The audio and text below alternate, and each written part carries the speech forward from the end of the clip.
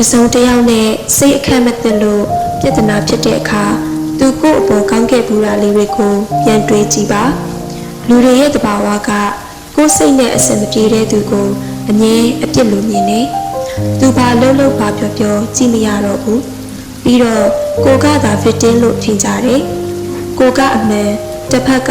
လိုလိုနေရင်ပြဿနာလို့ထင်ကြတယ်ကိုကောင်းခဲ့ဘူးတာကိုပြန်မြင်ပြီးတစ်ဖက်လူကောက်ွက်ကိုမေ့ပြစ်ကြတယ်ဒီတော့ပြဿနာကပိုကြီးလာပြီးနောက်ဆုံးဘလောက်ချစ်ချစ်ခင်ခင်ခွဲခွာကြတော့တာပဲပြဿနာဖြစ်တဲ့အခါသူကငါ့ကိုဒီလိုမပြောသင့်ဘူးသူကဘလို့ဖြစ်အောင်နေတင်တာ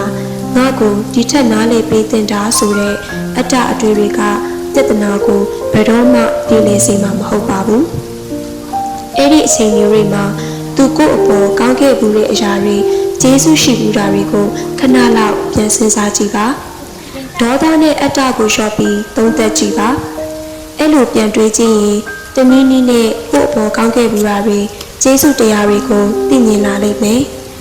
ခုဖြစ်နေတဲ့ပြဿနာကသူကိုယ့်အပေါ်စေတနာထားခဲ့တာနဲ့စာရင်တကယ်ကိုမဖြစ်စလောက်လေဆိုတာသိလာလိမ့်မယ်ကိုယ့်ဒေါသတွေကပြေလျော့လာပြီးခွင့်လွတ်လာနိုင်တယ်တောင်းမယ်ချင်လာလိမ့်မယ်ကို့အမားလေးပါနေတယ်ဆိုတာသိလာလိမ့်မယ်ဒါဟာအရှုံးပေးတာအရှက်မရှိတာမျိုးမဟုတ်ဘူးကို့အပေါ်ကျေးဇူးရှိတဲ့သူအပေါ်တလွဲမာနတွေကမထားသင့်ဘူးမဟုတ်လား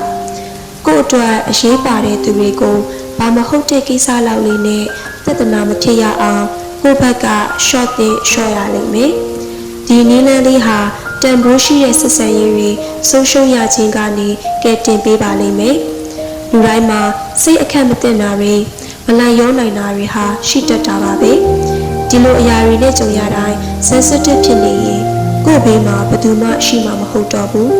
လူတိုင်းကကိုယ့်အတွက်အမြဲလိုက်ရောနေဖို့တာဝန်မရှိဘူးဆိုတာနားလည်ရမယ်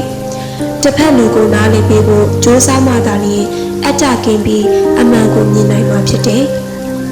အဲ့ဒီနားလည်မှုလေးဟာမုန်းနေသူကိုလည်းပြန်ချစ်လာနိုင်တယ်စိတ်နေသူကိုလည်းပြန်ခင်လာနိုင်တယ်တန်ရုံးစင်တွေလည်းပြန်ဖြစ်နိုင်တယ်မေတ္တာနဲ့စေတနာတွေလည်းပြန်လည်ပေါက်ဖွာလာနိုင်ပါတယ်